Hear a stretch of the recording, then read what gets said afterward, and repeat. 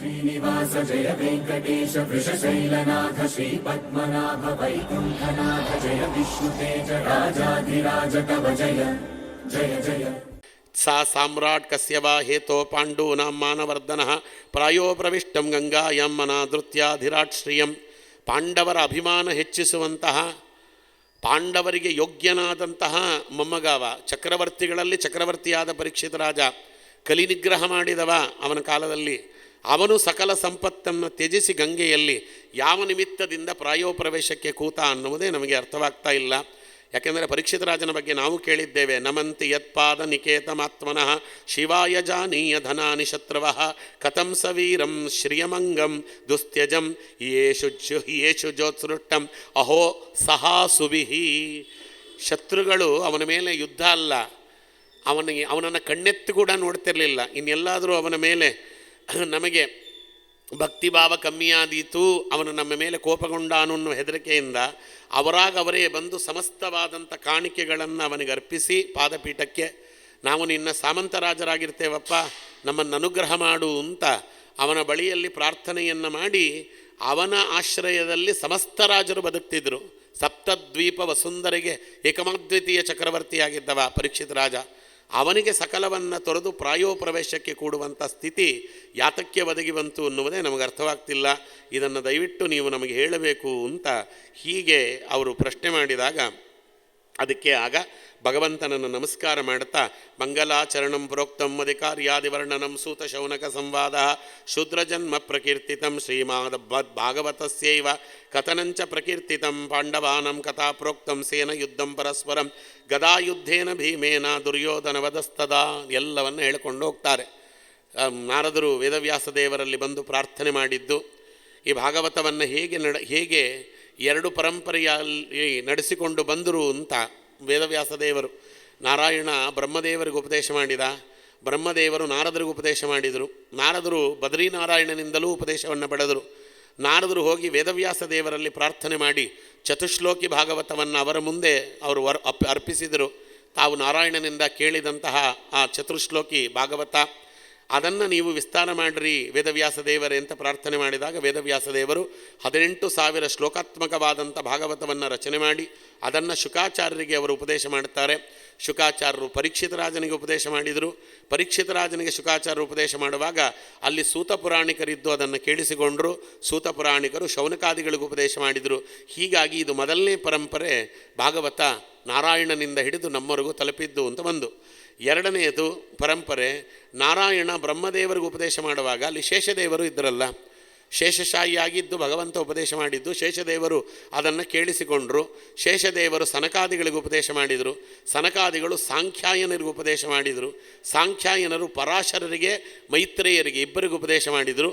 ಮೈತ್ರೇಯರು ವಿದುರನಿಗೂ ಉಪದೇಶ ಮಾಡಿದರು.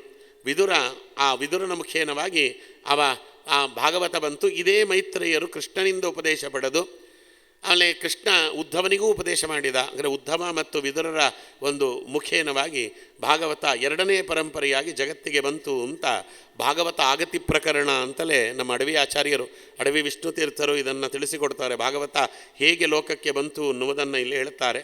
ಹೀಗೆ ಪೂರ್ತಿ ಪಾಂಡವರ ಕಥೆ ಹೇಳಿ, ಪಾಂಡವರು ರಾಜ್ಯಭಾರವನ್ನು ಮಾಡಿದ್ದು, ಭೀಮಸೇನ ದೇವರ ಗದಾಪ್ರಹಾರದಿಂದ ದುರ್ಯೋಧನ ತೊಡೆ ಮುರಿದುಕೊಂಡು ಬಿದ್ದದ್ದು, ದುರ್ಯೋಧನನ ಪ್ರಾರ್ಥನೆಗನುಸಾರವಾಗಿ ನಾವು ಅಶ್ವತ್ಥಾಮಾಚಾರ್ಯರು ಉಪಪಾಂಡವರನ್ನು ಸಂಹಾರ ಮಾಡಿ ಆ ಇಡೀ ಒಂದು ಬಿಡಾರಕ್ಕೆ ಬೆಂಕಿ ಕೊಟ್ಟದ್ದು, ಇದರಿಂದ ಕ್ರುದ್ಧರಾದಂಥ ಭೀಮಸೇನ ದೇವರು ಅವರನ್ನು ಬೆನ್ನಟ್ಟಿ ಹೋದದ್ದು.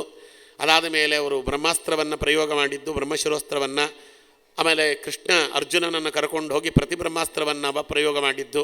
ಎರಡೂ ಅಸ್ತ್ರಗಳು ಪರಸ್ಪರ ತಾಕಿದರೆ ಬ್ರಹ್ಮಾಂಡ ಕಟಾಹ ಸ್ಫೋಟವಾಗ್ತದೆ ಅಂತ ಅದರ ಮಧ್ಯದಲ್ಲಿ ವೇದವ್ಯಾಸ ದೇವರು ಬಂದು ಆ ಎರಡೂ ಅಸ್ತ್ರಗಳನ್ನು ಕೈಯಲ್ಲಿ ಹಿಡಿದು ನಿಮ್ಮ ಅಸ್ತ್ರವನ್ನು ಉಪಶಮನ ಮಾಡಿ ಅಂತ ಹೇಳಿದ್ದು.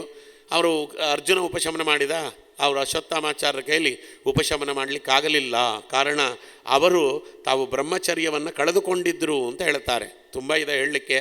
ಭಾಗವತ 14 ವರ್ಷಗಳ ಕಾಲ ಹೇಳಬೇಕಾದ ಗ್ರಂಥ ಅದು. ಮಿನಿಮಮ್ ಭಾಗವತವನ್ನು ಸ್ವಲ್ಪ ನಮ್ಮ ಯೋಗ್ಯತಾನುಸಾರವಾಗಿ ತಿಳ್ಕೋಬೇಕಂದ್ರೆ ಭಾಗವತವನ್ನು 14 ವರ್ಷಗಳ ಕಾಲ ಕೇಳಬೇಕಂತೆ.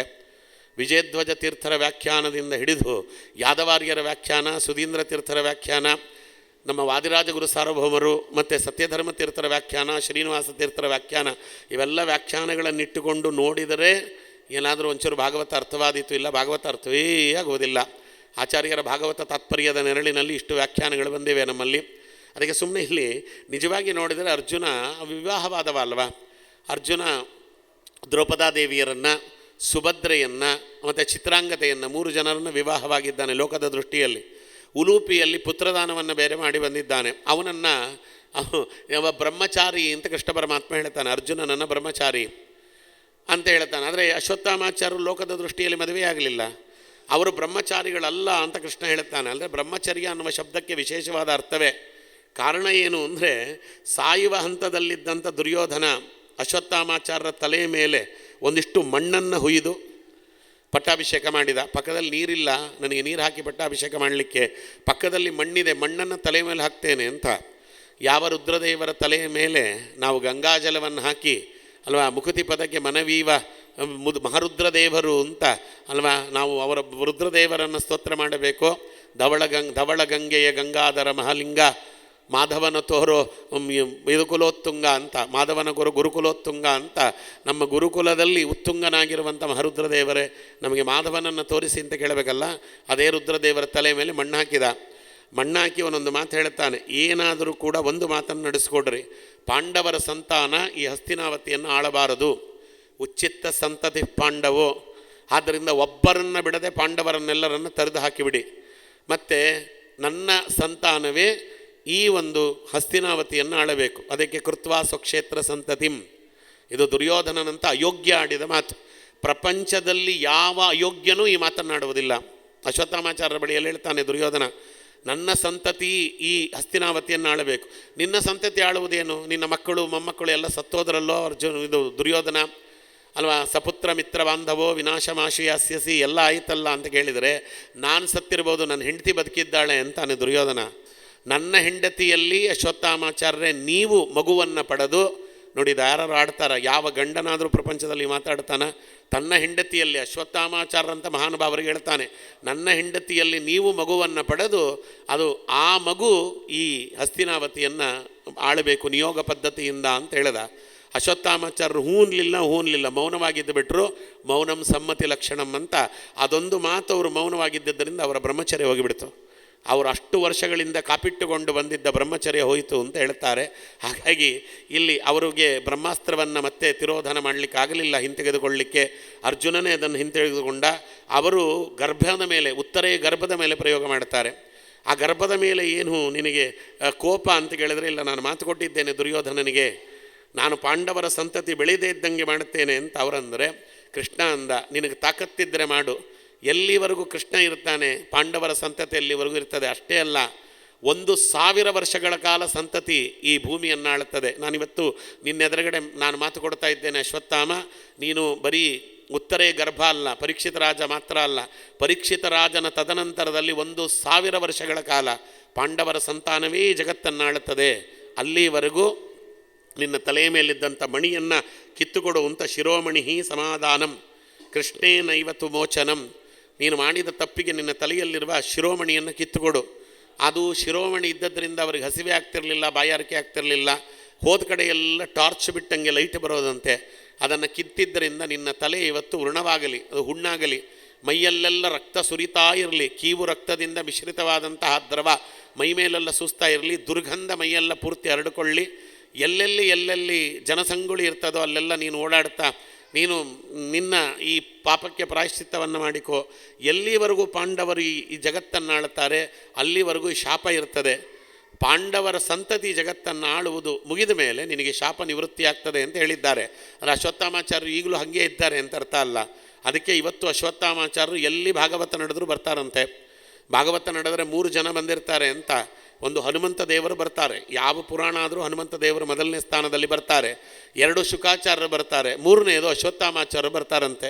ಅದಕ್ಕೆ 3 ಮಣೆ ಹಾಕೋರು ಹಿಂದಿನ ಕಾಲದಲ್ಲಿ, ಒಂದು ಹನುಮಂತ ದೇವರಿಗೆ, ಒಂದು ಶುಕಾಚಾರ್ಯರಿಗೆ, ಒಂದು ಅಶ್ವತ್ಥಾಮಾಚಾರ್ಯರಿಗೆ ಅಂತ. ಅದಕ್ಕೆ ಅವರು ದುರ್ಯೋಧನನ ಪ್ರೀತಿಗಾಗಿ ಮಾಡಿದಂಥ ಪಾಪ ಕಾರ್ಯ ಅದನ್ನು ಕಳೆದುಕೊಳ್ಳುವುದಕ್ಕೆ ಅಂತ ಒಂದರ್ಥದಲ್ಲಿ ಅವರು ಅಪರೋಕ್ಷ ಜ್ಞಾನಿಗಳು, ರುದ್ರದೇವರ ಅವತಾರ. ಅವರಿಗೆ ಯಾವ ಪಾಪವೂ ಕೂಡ ಅವರಿಗೆ ಸೋಕುವುದಿಲ್ಲ. ಅವರಿಗೆ ಸೋತ್ತಮ ದ್ರೋಹದ ವಿನಃ ಒಬ್ಬ ಅಪರೋಕ್ಷ ಜ್ಞಾನಿಗಳಿಗೆ ಇನ್ಯಾವ ಪಾಪವೂ ಸೋಕುವುದಿಲ್ಲ ಅಂತ ಆಚಾರ್ಯರು ಸ್ಪಷ್ಟ ಹೇಳಿದ್ದಾರೆ. ಅದಕ್ಕೆ ಅದರ ಲೋಕದ ದೃಷ್ಟಿಯಿಂದ ನರಾವತಾರೆ ನರವತ್ ಪ್ರವೃತ್ತಿಯಿಂದಾಗಿ ಲೋಕದ ದೃಷ್ಟಿಯಿಂದ ಪ್ರಾಯಶ್ಚಿತ್ತಕ್ಕೋಸ್ಕರವಾಗಿ ಅಂತ ಅವರು ಬರ್ತಾರೆ ಅಂತ ಇವತ್ತಿಗೂ ಕೂಡ ಅವರು ಎಲ್ಲೆಲ್ಲಿ ಭಾಗವತ ನಡೀತದೆ ಅಲ್ಲಿ ಬರ್ತಾರೆ.